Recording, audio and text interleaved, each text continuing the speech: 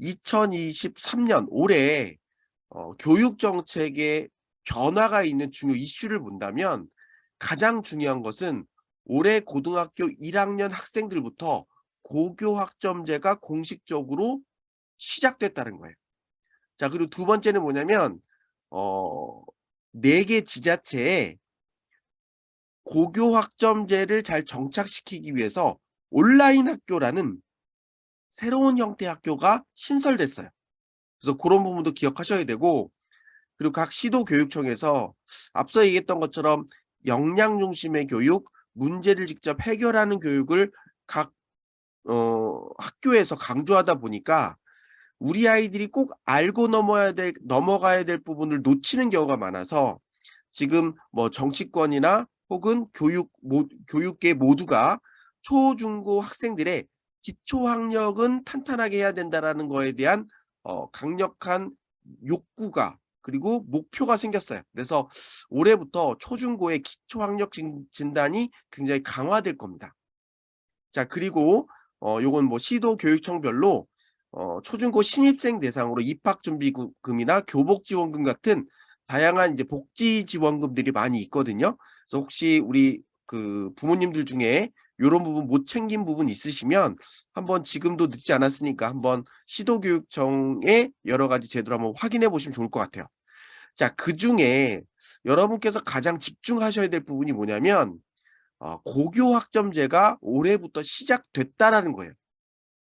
자, 고교 학점제 이제 대부분의 분들이 알고는 계시겠지만 한마디로 정리하면 고교 학점제는 학생들이 자신의 진로 목표 또는 전공 목표를 정하고 내가 앞으로 공부할 전공 또는 내가 평생 살아갈 진로의 방향에 도움이 되는 교과목을 스스로 선택해서 그 선택 과목 중심으로 학교 수업을 듣는 것을 고교 학점제라고 해요.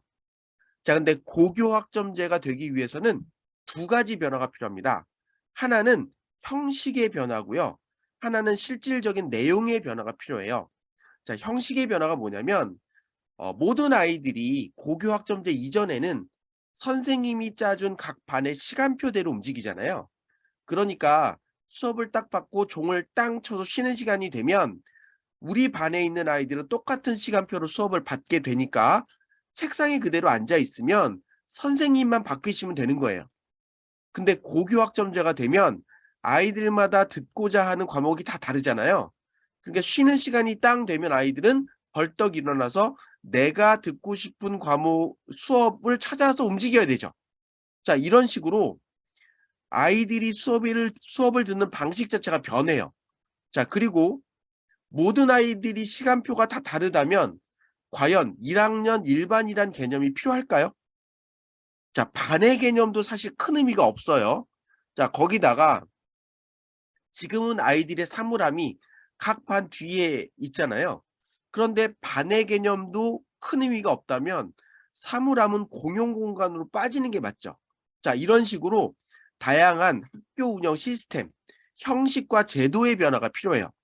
자, 두 번째는 뭐냐면 아이들 보고 "너희가 원하는 과목을 선택해 들어."라고 했는데 선택할 과목이 없어요. 자, 이러면 아이들이 실질적으로 자기가 원하는 공부를 학교에서 할 수 없는 거잖아요. 그래서 내가 배우고 싶은 걸 배울 수 있는 내용의 변화가 필요해요. 그런데 이런 형식과 내용을 같이 적용하면 학교 현장이 너무 혼란스럽잖아요. 그래서 정부는 고교 학점제를 도입하기 위해서 먼저 형식의 변화를 먼저 도입하고 형식이 어느 정도 안정화된 이후에 내용을 변화시켜서 고교 학점제를 완성한다라는 계획을 세웠어요. 그래서 형식의 변화를 먼저 적용하는 첫 해가 2023년 올해 고등학교 1학년부터예요.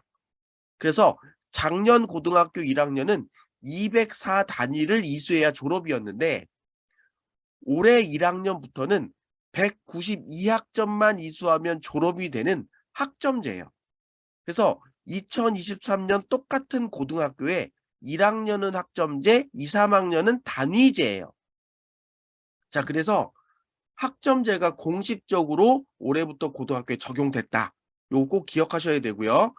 그래서 1학년, 2학년 학교에서도 1년 차, 2년 차 고교학점제를 경험하다가 3년 차가 되는 2025 년도에 2022 개정교육과정을 1 학년부터 적용해서 형식과 제도를 완전히 변화시키겠다.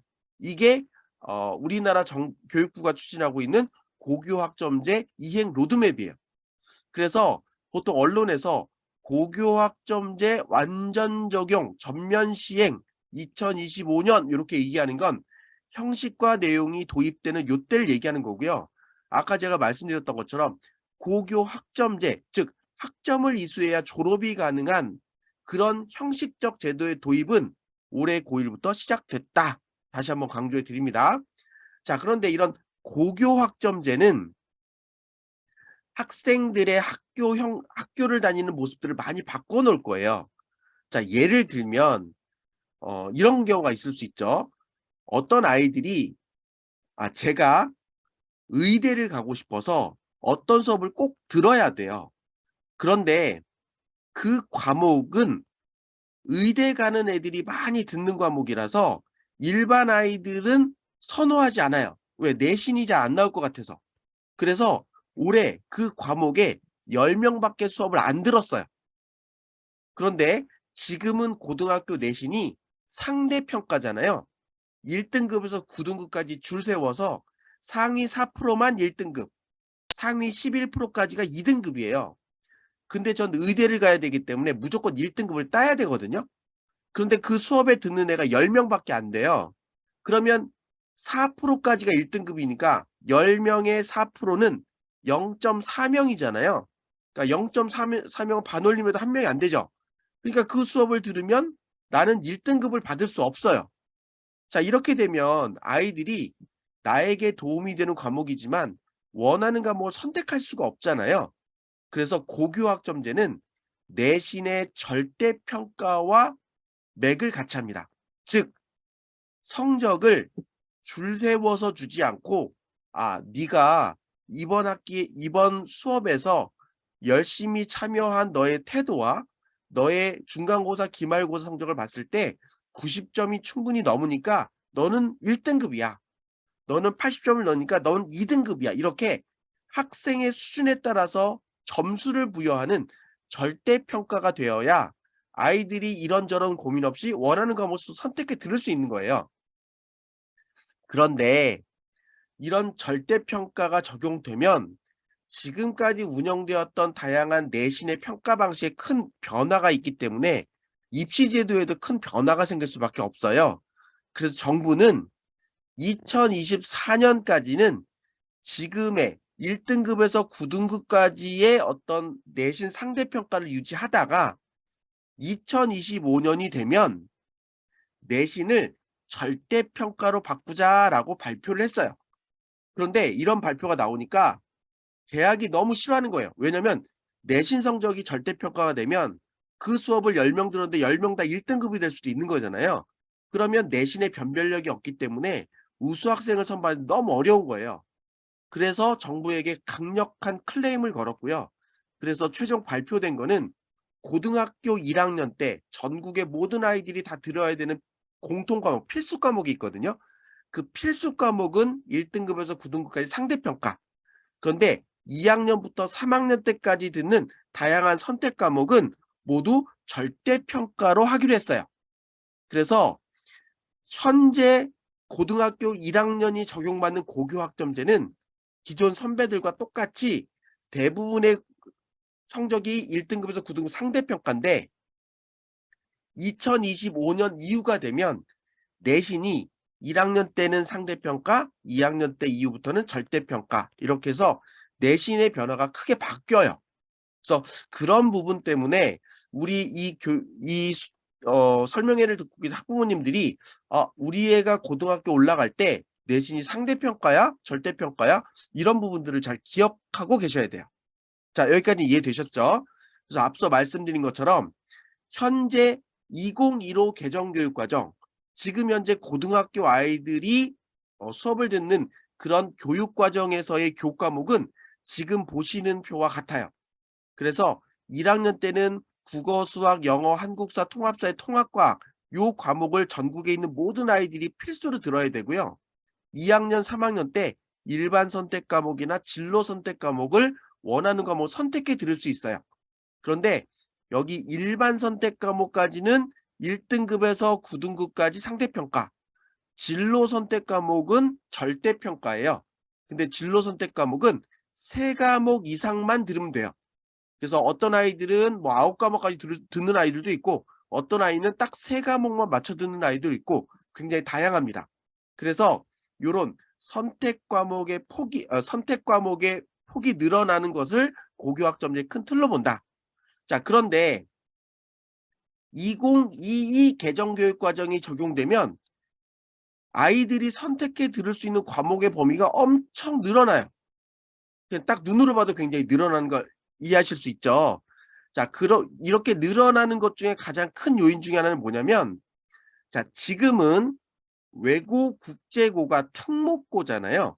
그래서 여기 보시는 것처럼 외고에서 많이 드는 외국어와 국제고에서 듣는 요런 과목들은 일반고에서 많은 아이들이 선택해 들을 수가 없어요.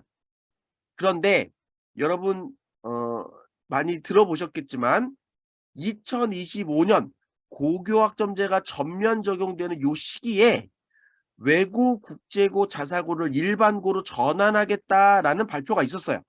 그래서 외국어를 배우고 싶은 아이들이 자기 학교 안에서도 다양한 외국어를 배울 수 있도록 하고, 이제 모든 아이들이 글로벌화 되어야 되기 때문에 국제고라고 해서 따로 이런 걸 배울 필요가 있는 게 아니라 모든 아이들이 자기 학교에서 이런 다양한 국제 역량을 키울 수 있는 수업을 받을 수 있도록 하겠다. 자, 이런 목표가 고교학점제에 있는 거거든요. 그래서 2025년이 되면 외고, 국제고, 자사고가 일반고로 전환되고 고교학점제가 적용될 수 있도록 바꾸는 게 2022 개정교육과정의 큰 틀이에요. 자, 그래서 이런 외국어 관련된 과목들이 굉장히 많이 늘어났고요. 이 사회 과목에서 굉장히 국제 계열 관련된 과목들이 많이 늘어났고, 기타 국영수 과에서도 기존에 없었던 새로운 과목들이 굉장히 많이 늘어났어요. 왜요? 아이들이 원하는 과목을 스스로 선택해 듣게 하기 위해서요. 자, 이런 식의 변화들이 계속 이어지고 있는 거예요. 자, 그리고 앞서 말씀드린 것처럼 선생님, 저는 예를 들면 베트남어를 듣고 싶은데 우리 학교에는 베트남어가 개설돼 있지 않아요. 이럴 수 있잖아요.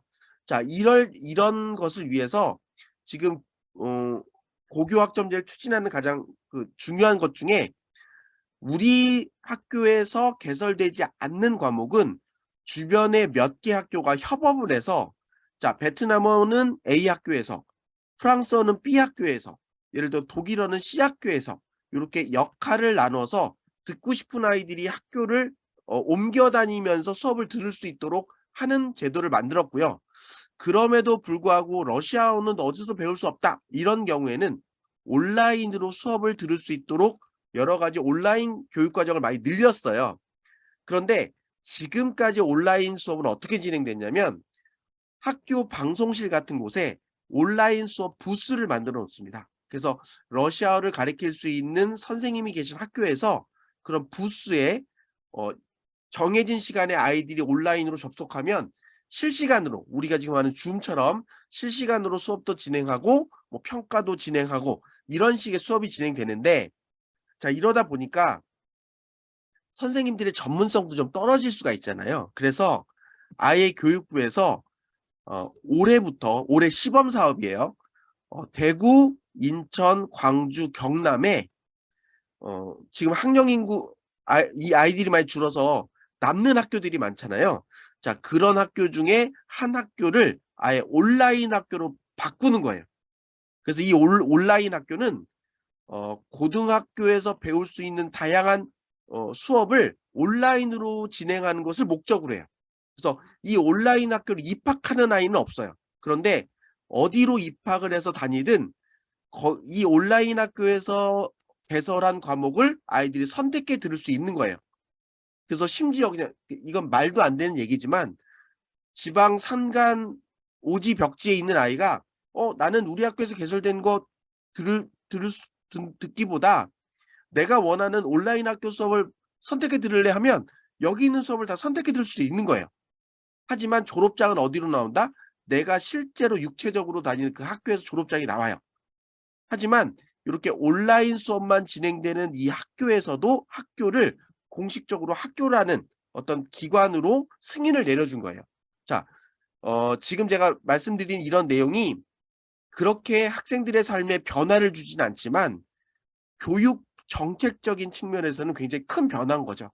그래서 아이들이 방과 후에 혹은 주말에 혹은 약속된 시간에 학교에서 진행되는 수업 이외에 온라인 수업을 들으면서 학점을 취득할 수도 있고 그런 전문성을 강조하는 새로운 형태의 학교들이 만들어지고 있다. 그래서 일부 학부모님들께서 "야 고교 학점제는 안 돼." 뭐 이런 생각을 갖고 계신 분들이 많은데 고교 학점제는 인제 현실의 문제입니다. 그래서 뭔가 부정하기보다는 이렇게 진행되는 고교 학점제를 어떻게 잘 이용할 수 있을지 고민하는 것이 훨씬 현명하다.